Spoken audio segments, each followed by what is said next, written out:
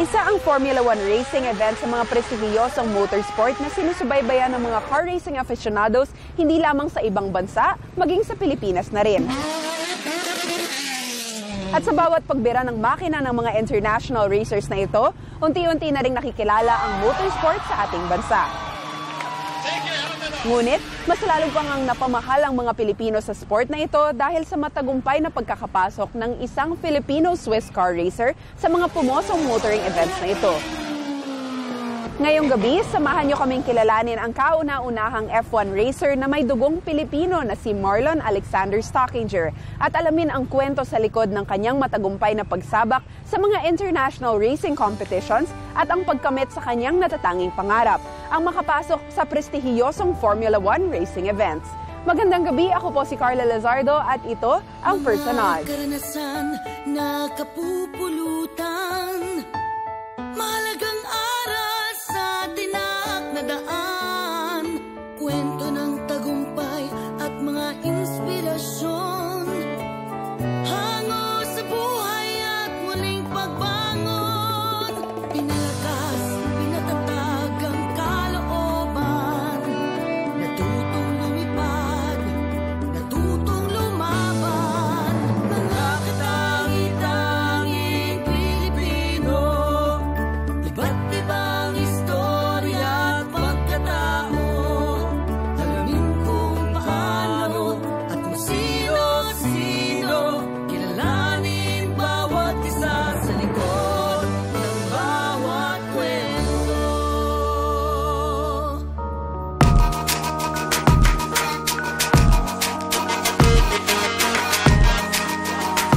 Taong 2002 nang pumwesto si Marlon Stockinger sa dalawa sa mga naging una niyang formal racing events, ang Asian Karting Open Championship at ang Philippine Shell Super Karting Series. At simula noon, naging sunod-sunod na ang kanyang pag-arangkada sa iba't ibang racing events dito sa bansa at nagtuloy-tuloy na rin hanggang sa pinasok na niya maging ang International Karting Arena. I'm really proud to represent my country and you know, to wave the Filipino flag every time I get on the podium. The Prince of Speed, race car heartthrob. Ito ang tawag kay Marlon ng karamihan sa kanyang mga tagahanga. Bukod kasi sa husay sa car racing, kapansin-pansin din ang kanyang good looks. Ngunit dahil na rin sa kanyang mga tagumpay na nakamit sa mundo ng motorsport, patuloy na rin dumarami ang mga Pilipinong nagkaka-interest sa car racing. Ilan lamang sa mga matagumpay niyang napanalunan ay ang Asian Karting Championship noong 2002, ang Senior Rotax Max World Finals na ginanap sa Dubai, UAE noong 2007, ang Formula BWM Pacific 2008 Championship at ang prestihiyosong Formula Renault UK 2009 at nasundan pa ng sumunod na taon. Dahil sa mga ito, si Marlon na nga ang kauna-unahang Pilipino na nagkamit at pumwesto sa isang Formula race sa Europa. Ngunit, sino nga ba si Marlon Stockinger? At paano nagsimula ang kanyang karera at nakamit ang tagumpay?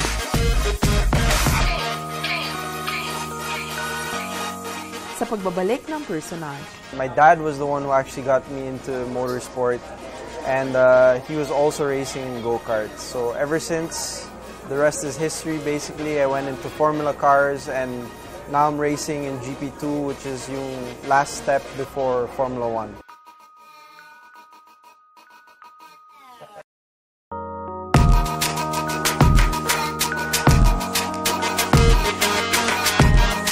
Motorsport na nga ang kinamulatan ni Marlon dito sa bansa. Sa tulong at gabay ng kanyang ama na si Thomas Stockinger, mas lalo pang nahubog ang puso at isipan niya sa sport na ito. Ngunit sino nga bang mag-aakalang ang lahat ng mga natatamasang tagumpay ngayon ni Marlon ay nagsimula sa simpleng go-karts lamang? Ipinanganak noong April 4, 1991 at lumaki sa Malate, Manila ang 24-year-old international car racer na si Marlon Stockinger. Siya ang panganay na anak ng Swiss businessman na si Tom Stockinger at ng Filipina model na si Egin San Pedro.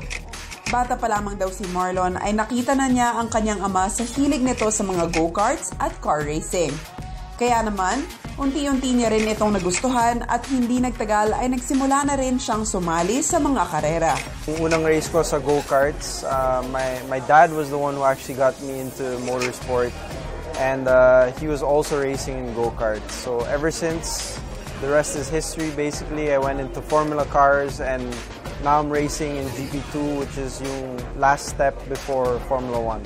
Sa katunayan, pumang-anim siya sa unang karting race na kanyang sinalihan noong 10 taong gulang pa lamang siya. At proud na proud niyang inilagay ang kanyang trophy sa kanilang television set noon. Nagtuloy-tuloy na rin ang pagsali ni Marlon sa mga racing events dito sa Pilipinas.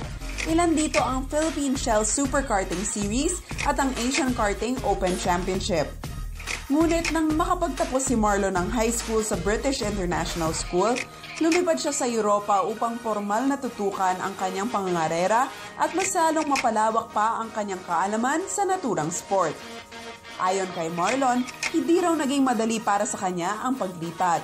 Bukod kasi sa naiwan niya ang kanyang ina at kapatid dito sa Pilipinas, mahirap din daw talaga ang mag-adopt sa bagong environment. Siyempre naman, sobrang mahirap sa unang year ko sa Europe. Pag sa ibang bansa, obviously the language, yung mga culture, it was all different. So I always wanted to go home after a couple weeks, pero I was glad naman that I stuck it out, and eventually it paid off. But it was definitely parang a learning experience. Ngunit, hindi rin nagtagal ay nasanay na siya sa mga tao at sa panahon doon. Pinagpatuloy ni Marlon ang kanyang pag-aaral sa kolehiyo sa CATS Cambridge habang full-time rin siya sa mga car racing events niya. Kinailangan rin niyang mamili sa pagitan ng katuparan ng pangarap ng kanyang pamilya para sa kanya o sa pag-abot sa kanyang matagal ng gusto. At sa huli, pinili ni Marlon na ipagpatuloy ang kanyang karera sa larangan ng motorsport kung saan malaya niyang napupuntahan ang ibang parte ng mundo at nakakasalamuha ang iba't ibang tao. I guess it's racing or motorsport, it's been able to let me become independent kasi I've had to travel all over the world, work with people who are normally much older than myself. So it's been a learning and growing experience, but it's a good experience, kind of like a school for life. Because now I know anywhere in the world, I'll be fine with myself. So it's been a good school.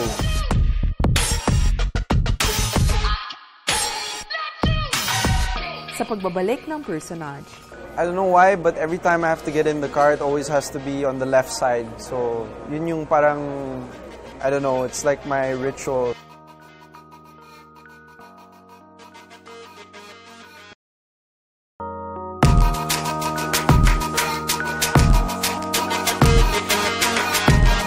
Sa paglipas ng ilang taong pakikipagkarera sa ibang mga professional car racers sa ibang bansa, hindi pa rin nawala kay Marlon ang dugo ng pagiging Pilipino. At sa bawat pag-angkas niya sa kanyang sasakyan, kinakikitaan pa rin siyang ng mga kaugaliang Pinoy na talaga namang palagi at taas noon niyang ibinibida sa mga motoring events na kanyang sinasalihan. Sa halos na 20 bilang ng mga sumasali sa isang international race car event, isa raw sa mga palatandaan na kasali si Marlon ay sa pamamagitan ng kanyang race car at mga kagamitan. Makikita kasi sa mga ito ang kulay na asul, pula at puti na sagisag na kulay ng watawat ng Pilipinas. At sa headgear din niya, makikita ang buong bandila ng ating bansa at Pilipinas ang bansang nire-represent ni Marlon sa kanyang mga karera. Ayon kasi kay Marlon, malaki raw ang kanyang utang na loob sa bansa sa karerang tinatahak niya ngayon. Kasi naman I grew up here talaga. You know, I mean my talent was homegrown here in the Philippines. Yung racing career ko started, you know, racing against other Filipinos. So it was really, without starting here, I wouldn't be where I am today. Bukod sa mga ito, may mga sinusunod rin na mga ritual si Marlon bago at pagkatapos sumabak sa isang car racing event. At isa nga rito ang paghingi ng patnubay sa Diyos. Bagay na sa paniniwala niya ay napakalaking tulong sa kanya at sa tagumpay na kanyang naiuuwi. I don't know why, but every time I have to get in the car, it always has to be on the left side. So yun yung parang, I don't know, it's like my ritual. Tapos before I get in the car, I do the sign of the cross and then just go, basically. So not too much, but those are the two things I always do. Isa raw sa mga hindi niya makakalimutang tagpo sa kanyang karera sa ngayon ay ang maiuwi niya ang kanyang F1 car dito sa Pilipinas para sa isang roadshow. Pinarada niya ito sa harap ng kanyang mga tagahanga at mga taga-suporta habang pinapatugtog ang pambansang awit ng Pilipinas. For sure, one of them would be the roadshow, the first time we did here in the Philippines in on Manila Bay. It was really cool to have, for the first time ever, yung F1 car dito sa Pinas, and to also have it with all the Filipinos watching. Parang they got a sense that, you know, one day that, you know, we're gonna be in Formula 1. And also when the Lupang Hinirang played, when I won on the streets of Monaco. So that was a very proud moment, and I'll never forget that. Ibinahagi rin ni Marlon sa amin ang kanyang ginagawa kapag wala siyang karera. Pag sa bahay lang, medyo relaxed ako. I like to rest. I mean, I'm always on the road. Dito naman, for this week, I'm only here 4 days in the Philippines. So for me, I enjoy just being at home, being with friends, family. Saka relax lang. That's the most important. Ngunit ayon sa mga kasabihan, sa isang kompetisyon, may nananalo at may natatalo. Gaya rin ng mga ibang mga race car drivers, nakakaranas din si Marlon ng mga masasamang araw. Sa isang panayam, sinabi na ni Marlon na tuwing natatalo siya, ay kinakailangan niyang mapanood muli ang kanyang laban. Dagdag pa niya, sa mga panahong yon ay hindi siya nakikipag-usap sa ibang tao at kalimitang nadadala pa niya hanggang sa susunod na karera. Ngunit ayon sa kanya, minsan ay naglalaro rin siya ng paboritong laro ng mga Pilipino, ang basketball. Ito ay para malibang siya at mas lalong makapag-isip. Like any other Pinoy, I grew up with basketball. Tsaka every time I'm back, I always play with yung mga pinsan ko. They love to play. So play some half-court games, play with other guys on the court. It's just a good way to parang de-stress. Kasi if you're always focused on racing, it's not good. So sometimes you need to do something else to free your mind. And I definitely do that through playing sports.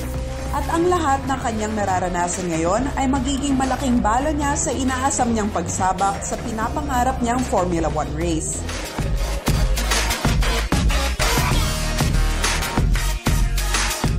Sa pagbabalik ng Personage. Racing, it's not always like in the virtual world where you can parang press the restart button and start again. Obviously, when you get to a real racetrack, you get to race real cars, you only get the one shot.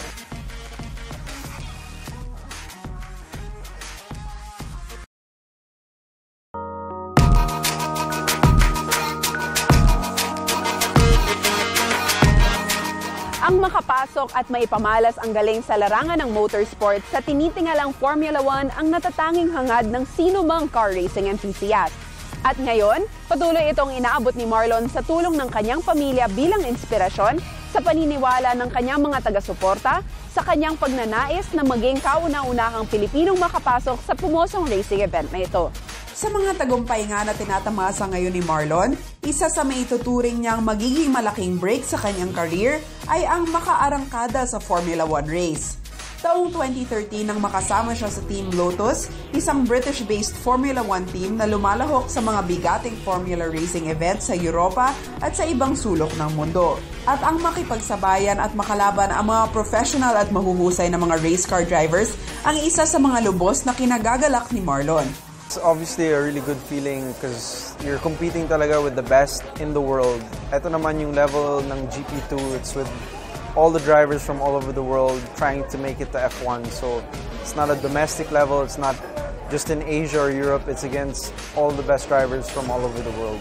Sa lawak na nga ng kanyang kaalaman sa larangan ng motorsport, marami na rin ang kumukuha sa kanya upang magbahagi nito at maluwalhati naman itong tinatanggap ni Marlon. Sa katunayan, siya ang napiling maging mentor at hurado sa Nissan's Gran Turismo o GT Academy. Using that experience is gonna help for sure for the next crop of racing drivers. And I think that's why Nissan talaga chose me to be the guest judge and mentor for them. Because I've basically come to almost the top level of motorsport. So it'll be a good project to have, and it's a good thing for the future of Filipino motorsport because it's giving the Filipino a chance. You know, we all know motorsport is very expensive, but I mean, they've already trialed 13,000 contestants, so it's a big part of the country that's already just having a taste of what motorsport will be like. So it's a good thing for sure. At dito, lubos niyang naibabahagi ang kanyang mga karanasan at talento sa kapwa Pilipinong nangangarap ding humarurot sa international racing events. Ayon sa kanya, malaking bagay daw ang pagkakaroon ng tiwala sa sarili upang maabot ang inyong mga pinapangarap. I guess it's not being like mayabang, but having like confidence in yourself talaga. That's one very important thing because that brings your belief and in yourself to achieve these goals. Racing, it's not always like in the virtual world where you can parang press the restart button and start again. Obviously, when you get to a real racetrack, you get to race real cars, you only get the one shot. So I guess it's part of having that resilience and the confidence, which is very, known in the Filipino, that you really need that to achieve and go far in racing. At kahapon lamang, matapos ang ilang buwan ay kinilala na rin ang 6 na masaswerteng Pilipinong ipapadala sa London upang lumahok sa motor race event na gaganapin sa susunod na buwan. My best advice is definitely for any Pinoy aspiring to be racing drivers to first and foremost enjoy what you're doing. Racing is definitely a tough sport, but if you enjoy it, you'll love every minute on the racetrack. So that's my number one advice I can give to you guys. Naroon din sa naturang awarding ang proud na si Marlon bilang judge mentor at maaaring sa susunod ay magiging teammate na rin nila. I'm just very proud that, they pushed so hard the last 2 days, and I really have a good feeling that we have a good shot at winning the GT Academy, and it just proves that, any Filipino can make it now in motorsport kasi dati nag-tout nila parang elitist yung sport natin, pero ngayon they just got their chance and it was libre, it was for free, so anyone in the Philippines can get into motorsport and make their dreams come true. Simple lang, enjoy mo lang kasi you never know when you're gonna get another chance like this. Tapos just learn as much as you can. It's an amazing track. They're working with me and other instructors, so just they have to soak everything that they can when they go through this Nissan experience now. Baka rin kay Marlon ang kasiyahan na makitang may mga kababayan siyang nais rin tahakin ang motorsport. My best advice is definitely for any Pinoy aspiring to be racing drivers to first and foremost enjoy what you're doing. Racing is definitely a tough sport, but if you enjoy it, you'll love every minute on the racetrack. So that's my number one advice I can give to you guys. You're hard naman talaga with yourself. I think you can't be too hard kasi parang you don't see enough of those good days. So you have to be disciplined, I think, which is the most important. Be consistent in your work ethic. Pero hindi naman hard kasi you'll always let yourself down in a way. You have to take really, when it's a good race or you have a good day, accept it. But if it's a bad day, everyone has a bad day, whether it's in racing or in life. So I think you have to just take it with a stride. Dagdag pa ni Marlon, ano man ang ating gagawin, palagi nating i-enjoy at mahalin. It's really, it's the winning talaga. That's what got me hooked. Ever since I won my first race, parang nahanap ko yung feeling of like the adrenaline and crossing the finish line first. Marami nang napanalunan si Marlon ng mga karting events sa Pilipinas man o sa ibang bansa. Hindi pa rin siya tumitigil hanggang sa makamit niya ang kanyang natatanging pangarap. At sa bawat lap na kanyang ginagawa sa mga racing events na ito, tinuturing niya itong karagdagang kaalaman at karanasan na siya namang maghahanda sa kanya sa pagharurot sa Formula 1 racing events. Hanggang sa muli, ito ang programa naghahatid ng mga kwento ng tagumpay, inspirasyon at pagbangon. Ako po si Carla Lizardo at ito ang Personage.